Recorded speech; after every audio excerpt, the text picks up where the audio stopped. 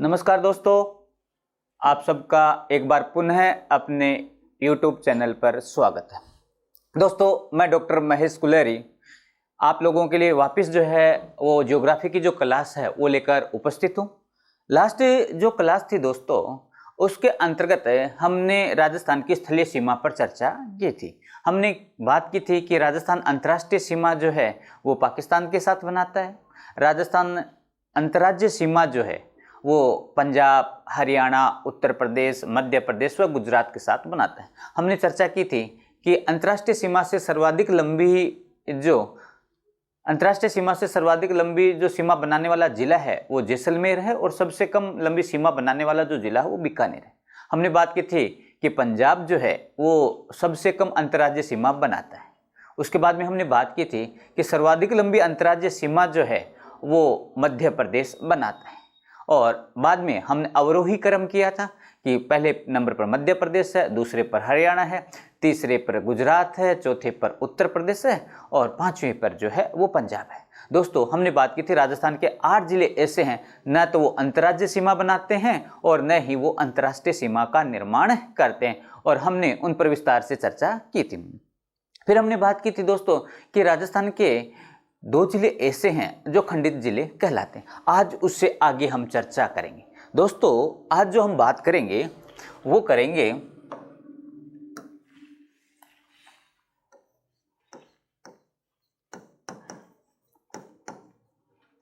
Rajasthan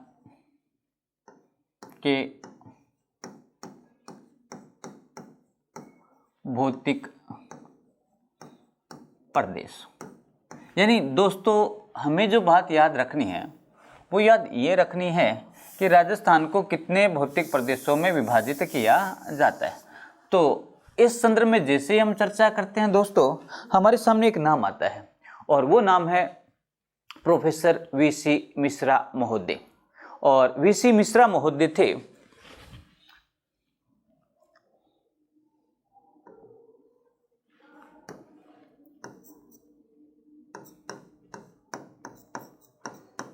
VC Mishra महोदय।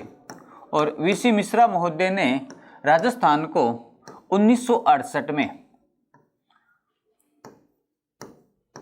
7 भौतिक प्रदेशों में विभाजित किया। यानी राजस्थान को भौतिक प्रदेशों में विभाजित करने वाला जो सबसे पहला विद्वान जो था वो वीसी मिश्रा महोदय थे। और वीसी मिश्रा महोदय थे, उन्होंने राजस्थान को 7 भौतिक प्रदेशों में विभाजित किया। दोस्तों, उसके बाद में हम बात करते हैं कि इन्होंने एक पुस्तक लिखी थी वीसी मिश्रा महोदय ने, राजस्थान का भूगोल।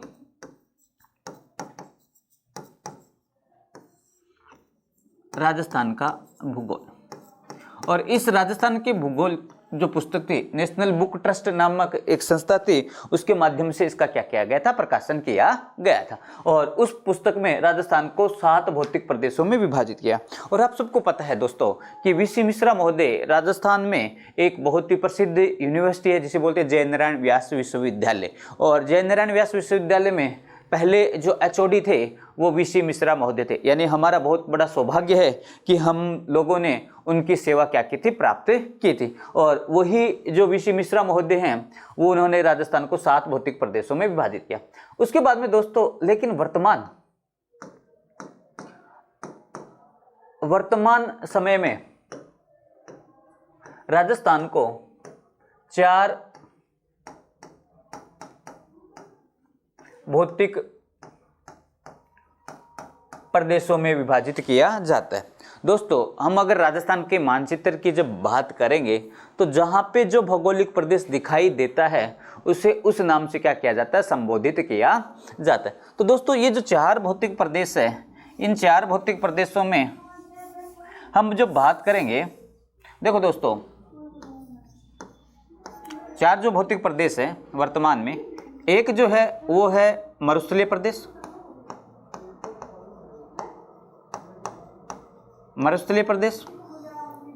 दूसरा है पर्वतीय प्रदेश, तीसरा है मैदानी प्रदेश और चौथा है पठारी प्रदेश। यानी राजस्थान में एक तरफ जो है वो मरुस्थल दिखाई देता है, एक तरफ पर्वतीय प्रदेश दिखाई देता है, एक तरफ मैदानी प्रदेश दिखाई देता है और एक तरफ जो है वो पठारी प्रदेश दिखाई देता है। दोस्तों हम देखते हैं कि राजस्थान की जो स्थिति है, ये राजस्थान की स्थिति की जब भी हम बात करते हैं तो यहाँ पे सिरोही है और ये जो सिरोही है यहाँ पे राजस्थान की सबसे ऊंची पर्वत चोटी पाई जाती है और इस प्रकार से राजस्थान के मध्यवर्ती भाग में जो है वो एक पर्वत श्रृंखला है। हम कहते हैं कि ये जो पर्वत श्रृंखला है, इस पर्वत श्रृंखला के एक तरफ है यानी पर्वत श्रृंखला के पश्चिम में, या हम कहते हैं राजस्थान का ये जो भाग है इसे बोलते हैं उत्तरी भाग, ये जो भाग है इसे बोलते हैं दक्षिणी भाग, ये पश्चिमी भाग है और ये जो भाग है ये पूर्वी भाग है। तो राजस्थान को हम 4 भागों में विभाजित करते हैं। तो राजस्थान के उत्तरी पश्चिमी भाग में क्या पाया जाता है? मरुस्थल पाया जाता है, इसलिए हम बोलते हैं पश्चिमी मरुस्थलीय प्रदेश। राजस्थान के बीचों बीच पर्वत है तो हम बोलते हैं मध्यवर्ती अरावली।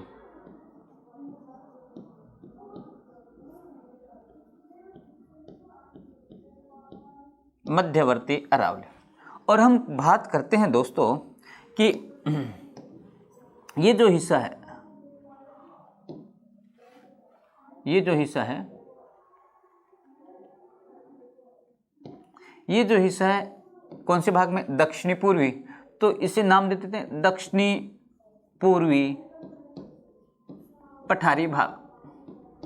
यानी जिस दिशा में जो भौगोलिक प्रदेश है नाम उसी के अकॉर्डिंग देते हैं। अब इधर से हम बात करते हैं, अरावली में वर्षा होती है, नदियां बहती हैं और वो जो नदियां हैं वो क्या करती हैं? मैदान का निर्माण करती हैं और इस मैदान को कहा जाता है, पूर्व में स्थित होने के कारण इसे कहते हैं पूर्वी मैदानी प्रदेश।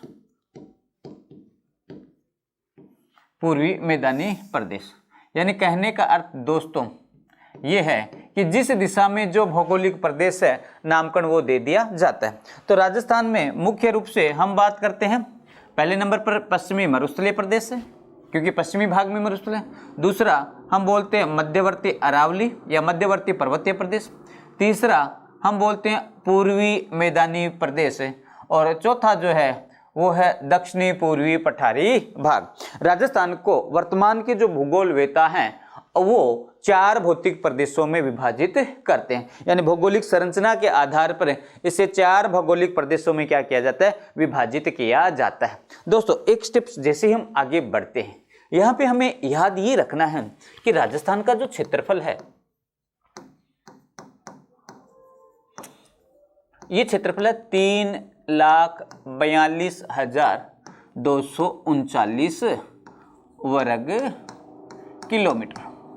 राजस्थान का जो क्षेत्रफल है ये कितना है? 3,42,239 वर्ग किलोमीटर, जो कि भारत का लगभग 10.41% क्या रखता है? हिस्सा रखता है। यानी कहने का अर्थ ये है दोस्तों कि ये जो क्षेत्रफल है ये कुल भारत के क्षेत्रफल का 10.41% हिस्सा रखता है। अब मैं यहाँ पे 10.41% हिस्से की बात क्यों कर रहा हूँ दोस्तों?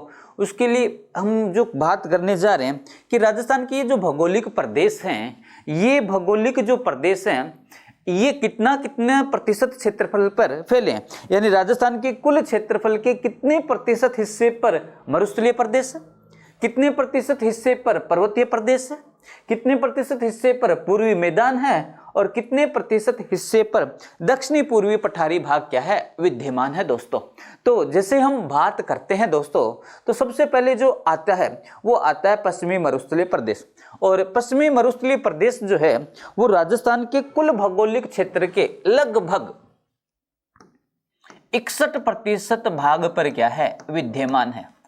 यानी कहने का अर्थ ये है कि राजस्थान के 4 भौगोलिक जो प्रदेश हैं, इन 4 भौगोलिक प्रदेशों में सर्वाधिक जो क्षेत्रफल है वो किसका है? पश्चिमी मरुस्थलीय प्रदेश का। राजस्थान के कुल क्षेत्रफल का लगभग 61% जो हिस्सा है वो पश्चिमी मरुस्थलीय प्रदेश में क्या किया जाता है? शामिल किया जाता है। दूसरी बात हम करते हैं दोस्तों अरावली, यानी मध्यवर्ती पर्वतीय प्रदेश। और मध्यवर्ती पर्वतीय प्रदेश की जब भी हम बात करते हैं ये बीचों बीच है, तो राजस्थान के कुल क्षेत्रफल का लगभग 9% जो हिस्सा है वो मध्यवर्ती पर्वतीय प्रदेश या अरावली के अंदर क्या माना जाता है, विद्यमान माना जाता है। और आप सबको पता है दोस्तों कि अरावली जो है ये विश्व की सबसे प्राचीनतम पर्वत श्रृंखला मानी जाती है।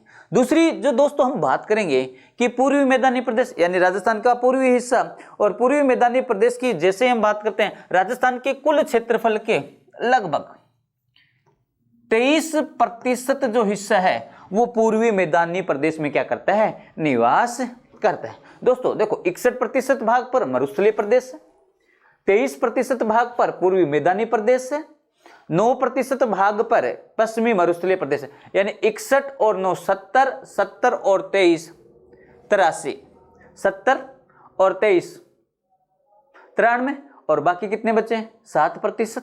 और हम कहते हैं दक्षिणी पूर्वी जो पठारी प्रदेश है वो कितने प्रतिशत भौगोलिक क्षेत्र पर फैला है, हम कहते हैं 7% भौगोलिक क्षेत्र पर फैला है। यानी 61 और 9 70, 70 और 23 93, और 93 और 7 कितने होते हैं 100%। और राजस्थान का 100% जो क्षेत्रफल वो कितना है 3,42,239 वर्ग किलोमीटर क्षेत्र में विस्तृत है। दोस्तों एक यहाँ पे हम बात थोड़ी सी ये भी कर लेते हैं कि ये जो क्षेत्रफल है इस क्षेत्रफल में कहाँ कहाँ कितनी प्रतिशत क्या करती है जनसंख्या निवास करती है। फिर उसके बाद में हम इनका जो है वो वर्गीकरण करेंगे, यानी एक एक भौगोलिक प्रदेश को लेंगे और भौगोलिक प्रदेश को लेने के बाद जो है वो हम क्या करेंगे, निष्कर्ष निकालेंगे कि कौन सा भौगोलिक प्रदेश ऐसा है जहाँ पे सर्वाधिक जनसंख्या निवास करती है, कौन सा भौगोलिक प्रदेश ऐसा है जहां पे सर्वाधिक जनसंख्या घनत्व क्या करता है, निवास करता है। तो दोस्तों सबसे पहले जब हम बात करते हैं तो सबसे ज्यादा जो जनसंख्या निवास करती है वो करती है पश्चिमी मरुस्थलीय प्रदेश में। यानी कहने का अर्थ ये है कि यहाँ पर जो है वो राजस्थान की कुल जनसंख्या का 40% हिस्सा जो है वो पश्चिमी मरुस्थलीय प्रदेश में क्या करता है, निवास करता है। जबकि दूसरे नंबर पर जो हम बात करते हैं वो करते हैं पूर्वी मैदानी प्रदेश में, और पूर्वी मैदानी प्रदेश में जो जनसंख्या निवास करती है वो करती है 39%। यानी कुल राजस्थान की लगभग 39% जो जनसंख्या है वो केवल और केवल पूर्वी मैदानी प्रदेश में क्या करती है, निवास करती है। दोस्तों एक चीज हम देखते हैं कि पूर्वी मैदानी प्रदेश जो है ये मैदानी प्रदेश राजस्थान का सबसे संपन्न भौगोलिक प्रदेश माना जाता है, क्योंकि यहाँ की जो जलवायु है वो अनुकूल, यहाँ का जो धरातल है वो मानव आवास के लिए, परिवहन के लिए, औद्योगिक क्रियाओं के लिए। हम कहते हैं भौगोलिक परिदृश्य में जब भी पूर्वी मैदानी प्रदेश की हम बात करते हैं ये सबसे संपन्न भौगोलिक प्रदेश माना जाता है, और इसी कारण से यहाँ पे राजस्थान का सर्वाधिक जनसंख्या घनत्व क्या किया जाता है, पाया जाता है। यानी राजस्थान में सर्वाधिक जनसंख्या घनत्व की जब हम बात करेंगे तो आपके सामने आएगा जयपुर, आपके सामने आएगा भरतपुर, आपके सामने आएगा दौसा, आपके सामने आएगा अलवर। यानी राजस्थान में सर्वाधिक जनसंख्या घनत्व की जब भी बात करते हैं वो कहां पे निवास करती है, पूर्वी मैदानी प्रदेश में। यानी राजस्थान में सर्वाधिक जनसंख्या वाले जो नगर हैं उनका अधिकांश जो जमावड़ा है वो कहां पे है, पूर्वी मैदानी प्रदेश में जमावड़ा है। दूसरी हम बात करते हैं कि मध्यवर्ती अरावली जो प्रदेश है, इस मध्यवर्ती अरावली में राजस्थान की लगभग 10% जनसंख्या क्या करती है, निवास करती है।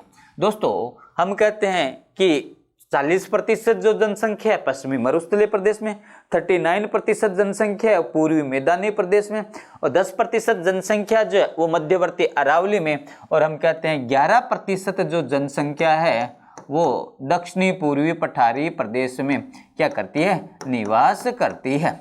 तो दोस्तों ये हमने राजस्थान को 4 भौगोलिक प्रदेशों में विभाजित किया, और इन 4 भौगोलिक प्रदेशों में हमने क्षेत्रफल की दृष्टि से बात की, हमने जनसंख्या की दृष्टि से बात की। तो हम कहते हैं पश्चिमी मरुस्थलीय प्रदेश में राजस्थान के कुल क्षेत्रफल का 61% हिस्सा विद्यमान, और यहाँ पे 40% जनसंख्या निवास करती है। जबकि मध्यवर्ती अरावली या मध्यवर्ती पर्वतीय प्रदेश में 10% क्षेत्रफल है, और यहाँ नहीं 9% क्षेत्रफल है, और यहाँ पे 10% जनसंख्या निवास करती है। पूर्वी मैदानी प्रदेश में 23% क्षेत्रफल है, और 39% जनसंख्या क्या करती है, निवास करती है। दक्षिणी पूर्वी पठारी प्रदेश में 7% क्षेत्रफल है, और यहाँ पे 11% जनसंख्या क्या करती है, निवास करती है। दोस्तों इसके बाद में हम बात करेंगे एक एक भौगोलिक प्रदेश को लेकर चलते हैं। तो सबसे पहले हम जब भी बात करते हैं तो हमारे सामने एक प्रश्न आता है कि जो पश्चिमी मरुस्थलीय प्रदेश है वो किसे कहा जाता है, या मरुस्थल की परिभाषा क्या है। दोस्तों सबसे पहले जो बात करेंगे वो करेंगे पश्चिमी मरुस्थलीय प्रदेश। और पश्चिमी मरुस्थलीय प्रदेश की जैसे ही हम बात करते हैं, हमारे सामने एक बात आती है कि मरुस्थल किसे कहते हैं दोस्तों। तो मरुस्थल की जैसे ही हम चर्चा और परिचर्चा करते हैं दोस्तों, तो आप लोगों को जो याद रखने वाली बात है वो ये मरुस्थल की परिभाषा। एग्जाम में कभी भी मरुस्थल की परिभाषा नहीं पूछी जाएगी, लेकिन हमें याद रखना है कि ऐसा भौगोलिक क्षेत्रफल जहां पे 25 सेंटीमीटर से कम क्या होती हो, वर्षा होती हो। और जब 25 सेंटीमीटर से कम वर्षा होगी वहां पे जो है वो वनस्पति का क्या पाया जाएगा, अभाव पाया जाएगा। और इस कारण से ऐसे भौगोलिक प्रदेश जहां पे 25 सेंटीमीटर से कम वर्षा होती हो, जहां पे वनस्पति का अभाव पाया जाता हो, उसे हम क्या कहते हैं, मरुस्थल कहते हैं। दोस्तों मरुस्थल की जैसे ही हम चर्चा करते हैं तो हमारे सामने एक प्रश्न आता है कि विश्व का सबसे बड़ा मरुस्थल कौन सा है। तो दोस्तों जैसे इस विश्व के सबसे बड़े मरुस्थल की बात करते हैं तो मरुस्थल जो दोस्तों वो 3 प्रकार से हम मानते हैं। एक तो मानते हैं चट्टानी मरुस्थल,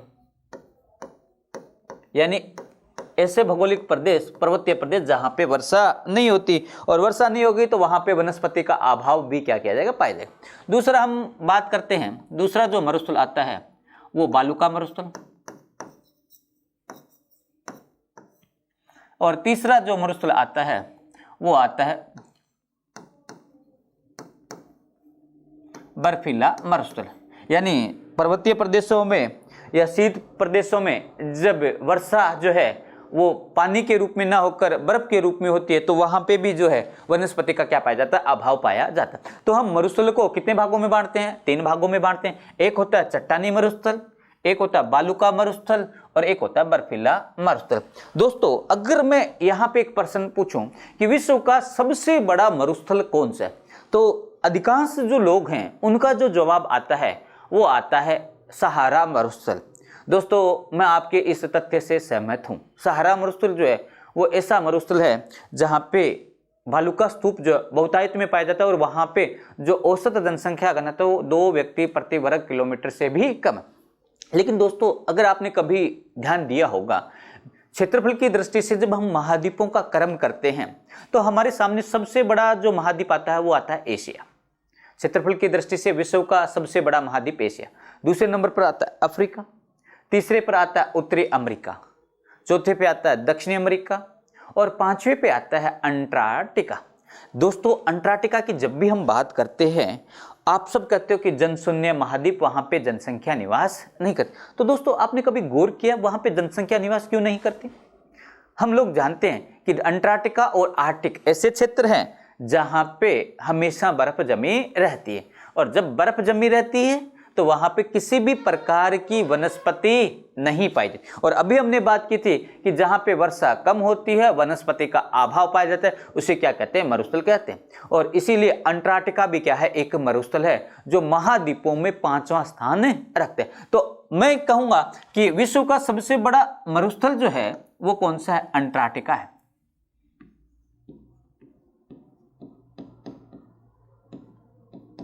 कौन सा है, अंटार्कटिका, जो क्षेत्रफल की दृष्टि से 5वां सबसे बड़ा क्या माना जाता है, महाद्वीप माना जाता है। अगर बालुका स्तूप की बात करेंगे कि बालुका मरुस्थल कौन सा, तो आप जरूर जो है वो कौन सा रखोगे, सहारा मरुस्थल रखोगे, कि विश्व का सबसे बड़ा जो मरुस्थल है वो कौन सा है, सहारा मरुस्थल।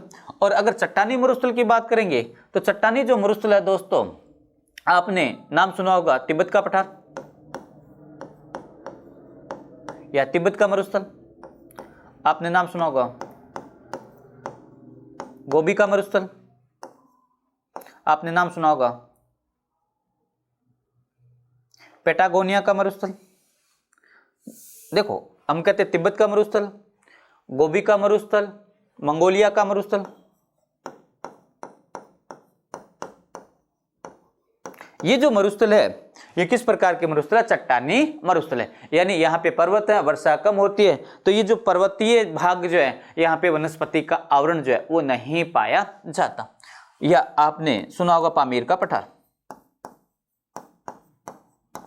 तो भौगोलिक दृष्टि से हम बात करेंगे मरुस्थलों को कितने भागों में बांटते हैं। हम बांटते हैं 3 भागों में, चट्टानी मरुस्थल, बालुका मरुस्थल और बर्फीला मरुस्थल। दूसरा दोस्तों, हम जब अक्षांशीय दृष्टि से बात करते हैं, और आप सबको पता है कि 0 डिग्री से लेकर कर्क रेखा और 0 डिग्री से लेकर मकर रेखा, यानी 23.5 डिग्री दक्षिणी गोलार्ध, 23.5 डिग्री उत्तरी गोलार्ध, और इसे बोलते हैं कर्क रेखा और इसे बोलते हैं मकर रेखा, और इसके बीच का जो हिस्सा होता है इस हिस्से को बोलते हैं उष्ण कटिबंध।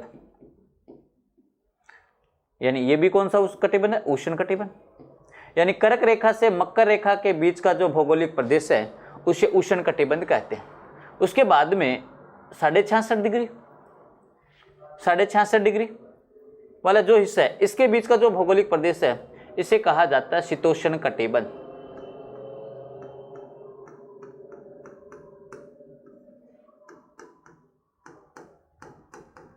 शीतोष्ण कटिबंध। दोस्तों, हम बात करते हैं कि राजस्थान का जो मरुस्थल है वो कौन से भाग में स्थित है, वो शीतोष्ण कटिबंध में स्थित है। और जैसे हम शीतोष्ण कटिबंध की बात करेंगे, आप सबको जो याद रखना है कि इस शीतोष्ण कटिबंधीय मरुस्थल में विश्व का सबसे बड़ा जो मरुस्थल है वो तो कौन सा है, सहारा मरुस्थल। और सहारा मरुस्थल जो है वो कहाँ पे है, हम कहते हैं अफ्रीका महाद्वीप में।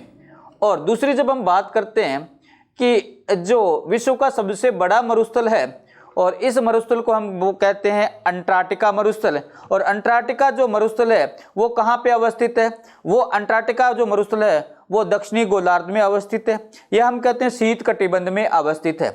लेकिन दोस्तों, अगर हम बात करें कि थार का मरुस्थल, और थार के मरुस्थल की जैसे ही हम चर्चा करते हैं तो ये कौन से कटिबंध में है, तो आप सबको पता है कि 23.5 डिग्री जो कर्क रेखा है वो कहाँ से होकर गुजरती है, वो गुजरती है बांसवाड़ा से होकर गुजरती है। यानी बांसवाड़ा का जो दक्षिणी हिस्सा है वो कहाँ पे अवस्थित है, वो कर्क रेखा के दक्षिण में है। तो हम कहते हैं राजस्थान जो है वो कहाँ पे है, शीतोष्ण कटिबंध में है। कहाँ पे, यानी राजस्थान के 32 जिले जो हैं वो शीतोष्ण, पूर्ण रूप से शीतोष्ण कटिबंध में, जबकि एक जिला उष्ण में भी है और शीतोष्ण दोनों में भी, और हम कहते हैं बांसवाड़ा। यानी बांसवाड़ा का ये हिस्सा है ये उष्ण में है, ऊपर वाला हिस्सा है जो वो शीतोष्ण कटिबंध।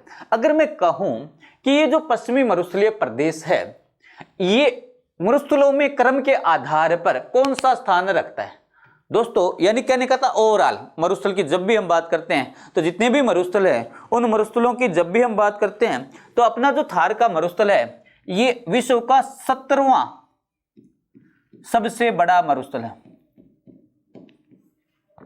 17वां सबसे बड़ा क्या माना जाता है, मरुस्थल माना जाता है। लेकिन दोस्तों, आप सबको पता है कौन से कटिबंध में, शीतोष्ण कटिबंध। यानी ये जो हिस्सा है, ध्यान से देखना दोस्तों,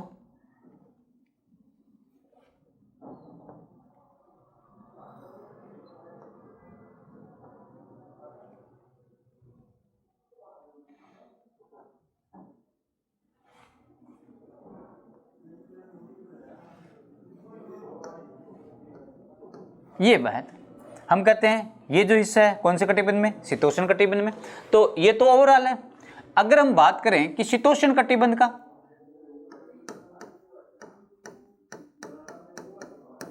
शीतोष्ण कटिबंध का कौन सा स्थान रखता है, यानी शीतोष्ण कटिबंध में जो मरुस्थल है उन मरुस्थलों में राजस्थान का जो मरुस्थल है जिसे हम बोलते हैं पश्चिमी मरुस्थलीय प्रदेश, ये कौन सा स्थान रखता है दोस्तों, आप बताइए कौन सा स्थान रखता है। और अगर आप ध्यान रखोगे तो ये जो है वो 9वां, यानी शीतोष्ण कटिबंध में जो भी मरुस्थल है उन मरुस्थलों में सबसे बड़े मरुस्थलों में राजस्थान का जो मरुस्थल है वो कौन सा स्थान रखता है, 9वां स्थान रखता है। ध्यान से दोस्तों, अगर मैं कहूं कि पश्चिमी मरुस्थलीय प्रदेश जिसे थार का मरुस्थल, थली का मरुस्थल या चोलिस्तान का मरुस्थल कहा जाता है, ये ओवरऑल मरुस्थलों में 17वां सबसे बड़ा। और शीतोष्ण कटिबंध के जो मरुस्थल हैं, इन शीतोष्ण कटिबंध के मरुस्थलों में इसका जो स्थान आता है वो कौन सा आता है, 9वां स्थान आता है। यानी अपना जो मरुस्थल है थार का मरुस्थल, ये विश्व के सबसे बड़े मरुस्थलों में अपना महत्वपूर्ण स्थान क्या करता है, रखता है। दोस्तों, जैसे ही हम आगे की बात करते हैं हमें एक चीज और याद रखनी है, और वो जो चीज है दोस्तों,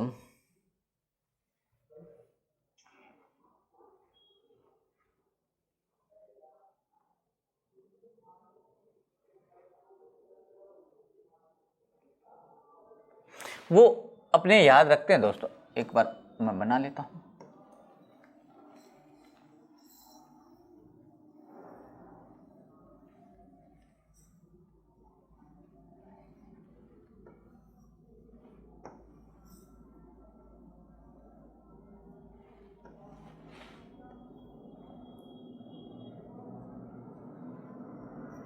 ये राजस्थान है और हम कहते हैं कि अपना जो पश्चिमी मरुस्थलीय प्रदेश है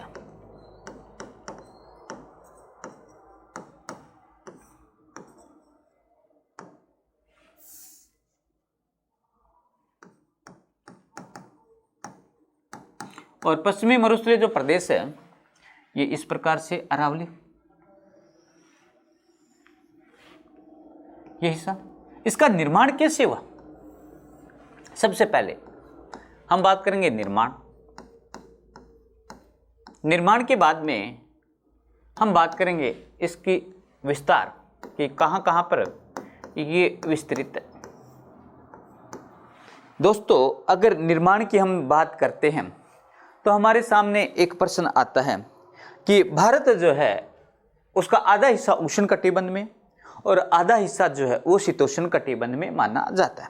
यानी कर्क रेखा के दक्षिणी हिस्सा जो है वो उष्ण कटिबंध में है और कर्क रेखा के उत्तरी जो हिस्सा है वो शीतोष्ण कटिबंध में अवस्थित माना जाता है।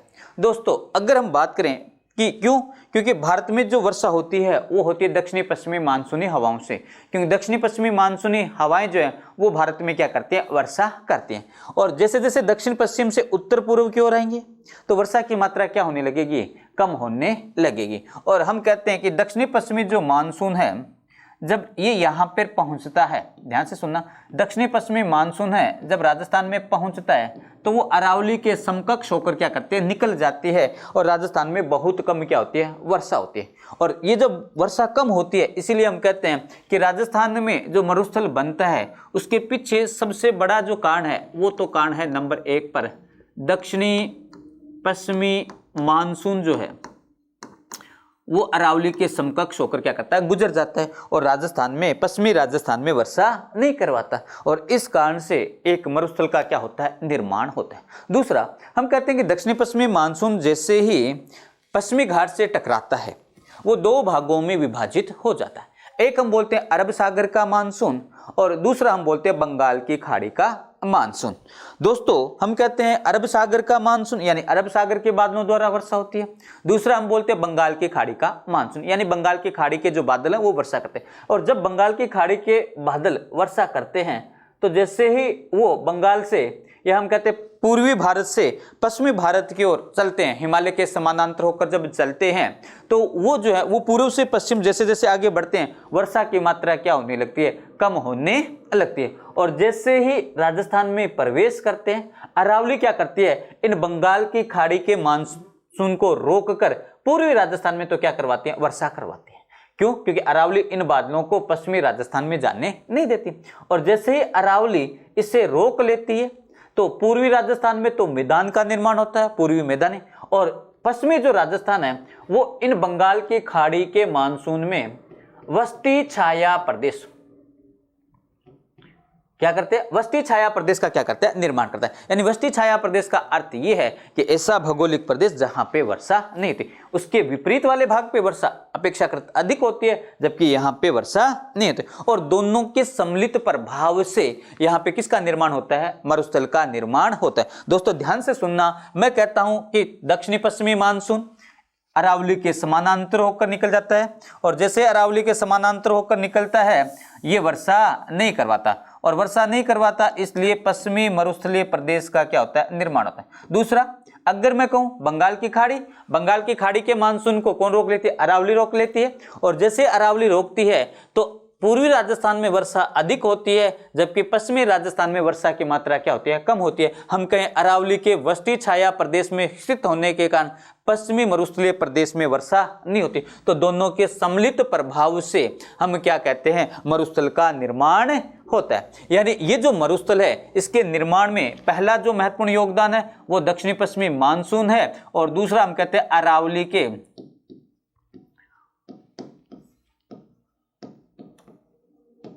वष्टी छाया प्रदेश में क्या है, स्थित है। और दोनों के सम्मिलित प्रभाव से ये जो मरुस्थल है इसका क्या होता है, निर्माण। हम कहते हैं शीतोष्ण कटिबंध का ये 9वां सबसे बड़ा मरुस्थल है और ओवरऑल जो है वो 17वां सबसे बड़ा मरुस्थल का क्या होता है, निर्माण होता है। दोस्तों अगर हम बात करें कि ये जो निर्माण है, अब निर्माण की बात हमने कर ली, दूसरी विस्तार। और जैसे विस्तार की बात करते हैं तो ये जो मरुस्थल है ये 2 देशों में, एक तो है भारत और दूसरा है पाकिस्तान।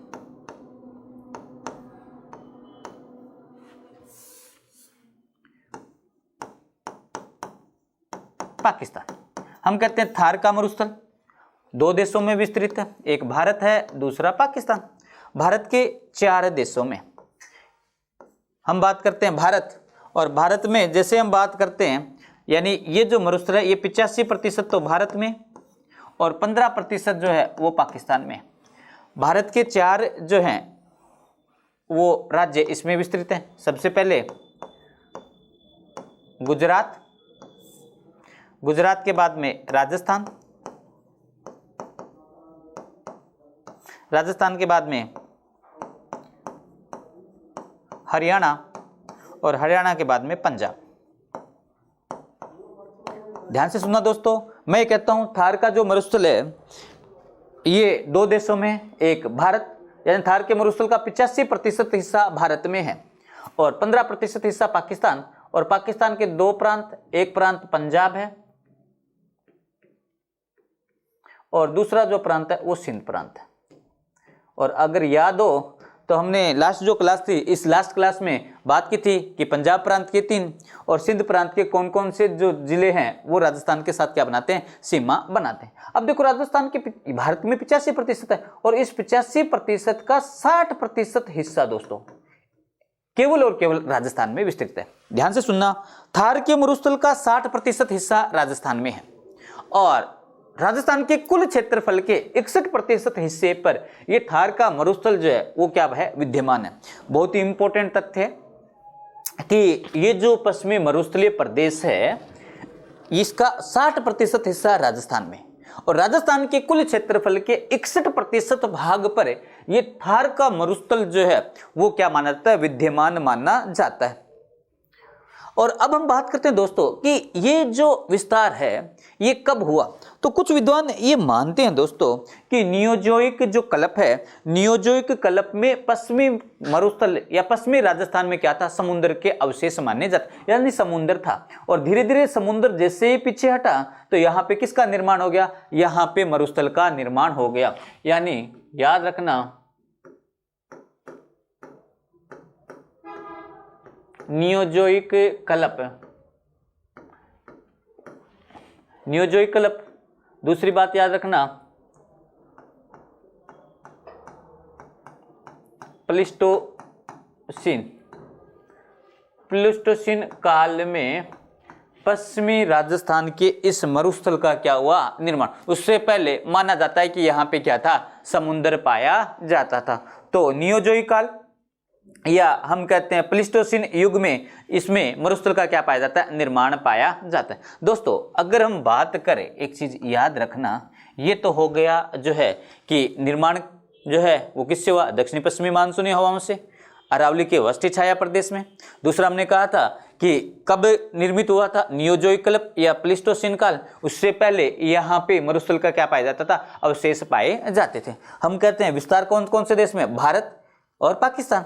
अगर हम कहें भारत जो है इसमें जो है इसका जो है विस्तार 85% है और इस 85% का 60% जो हिस्सा है वो राजस्थान में है। भारत के कितने राज्यों में थार का मरुस्थल है, हम कहते हैं गुजरात, राजस्थान, हरियाणा और पंजाब। दोस्तों अगर हम कहें कि ये जो मरुस्थल है इस मरुस्थल को देखो, अगर मैं पाकिस्तान की बात करूं तो यहाँ पे कहा जाता है चोलिस्तान का मरुस्थल, यानी पाकिस्तान में जो मरुस्थल है इस मरुस्थलीय प्रदेश को कहा जाता है चोलिस्तान का मरुस्थल। कौन सा मरुस्थल, चोलिस्तान का मरुस्थल, याद रखना।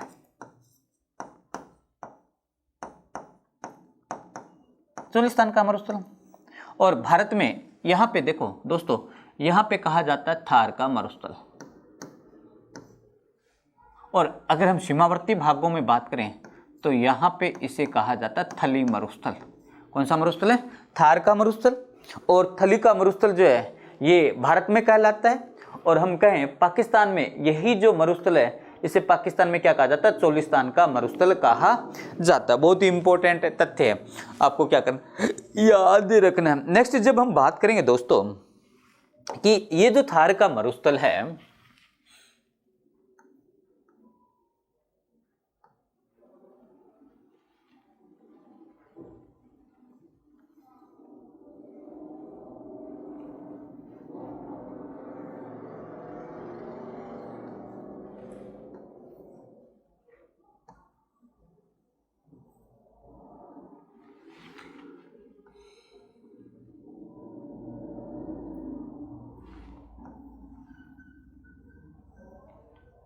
ये लो, हम बात करते हैं थार का मरुस्थल। और अभी हमने बात की थी कि जो थार का मरुस्थल है दोस्तों,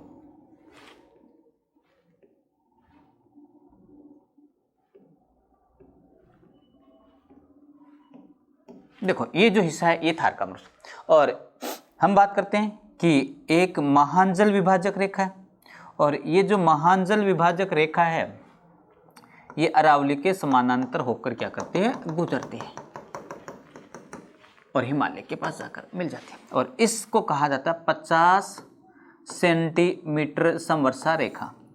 ये हम कहते हैं 500, देखो अगर 50 सेंटीमीटर आए तो 50, या इसे 500 मिलीमीटर समवर्षा रेखा भी कहते हैं।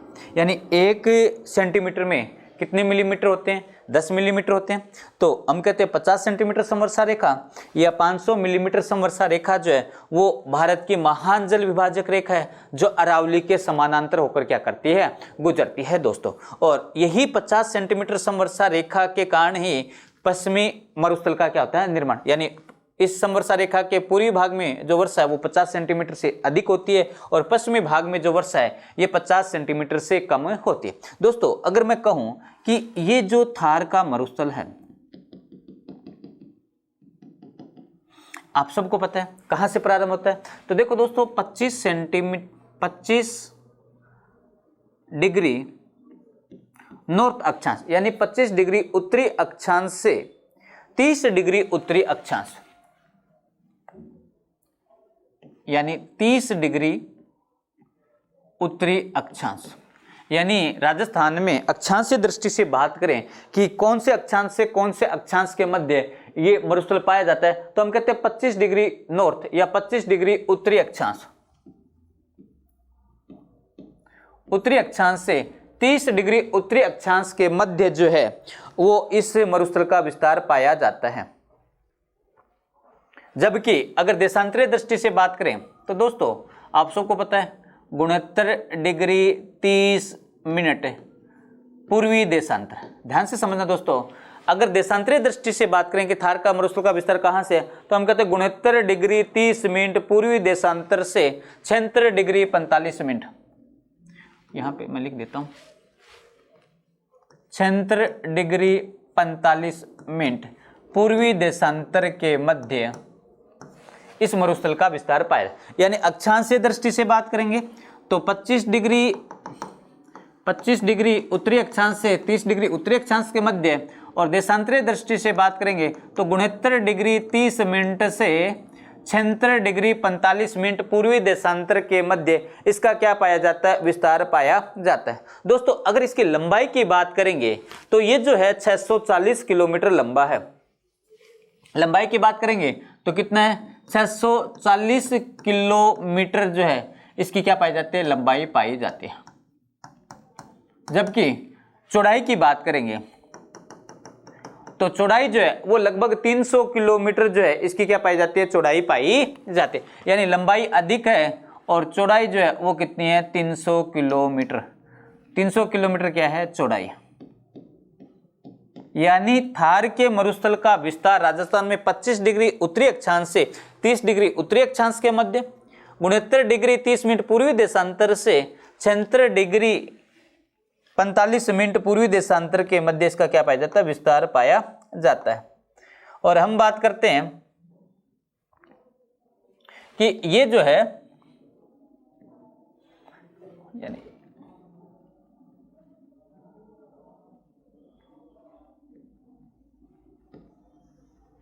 हम बात करते हैं कि ये जो लंबाई है, यानी लंबाई कितनी है 640 किलोमीटर और चौड़ाई कितनी है 300 किलोमीटर मानी जाती है।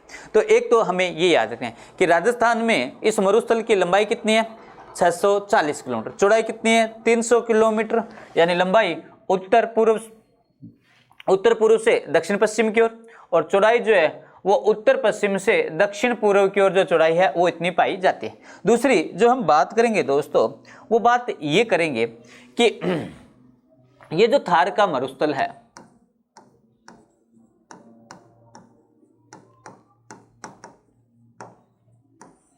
इस थार के मरुस्थल को भारतीय कृषि वैज्ञानिक संगठन,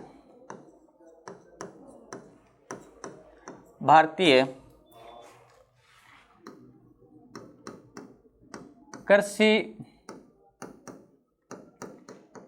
वैज्ञानिक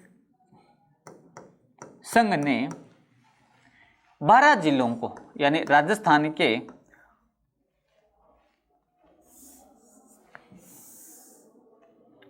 के 12 जिलों को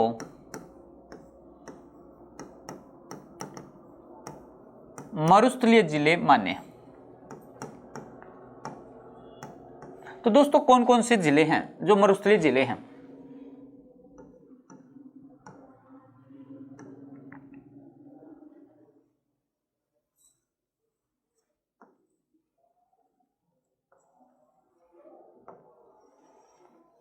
तो अरावली के पूर्वी भाग में जो है वो मैदानी प्रदेश है और पश्चिमी भाग में मरुस्थलीय प्रदेश माना जाता है।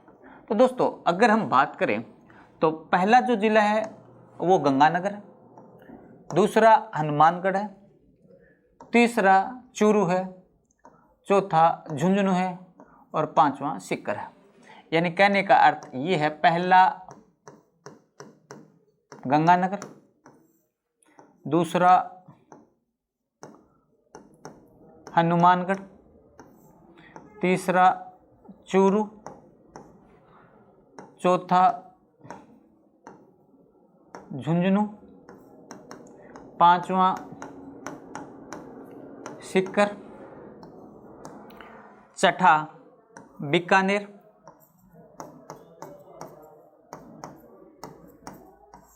सातवां नागौर, आठवां जोधपुर, नौवां पाली, 10वां जैसलमेर, 11वां बाड़मेर और 12वां जो है वो जालोर। इन 12 जिलों को क्या माना है? मरुस्थलीय माना है। तो छठा बीकानेर, सातवां नागौर, आठवां जोधपुर, नौवां पाली, 10वां जैसलमेर, 11वां बाड़मेर और 12वां जो है वो जालोर माना जाता है। तो दोस्तों इन 12 जिलों को मरुस्थलीय जिले भारतीय कृषि वैज्ञानिक संगठन ने क्या क्या है माना है।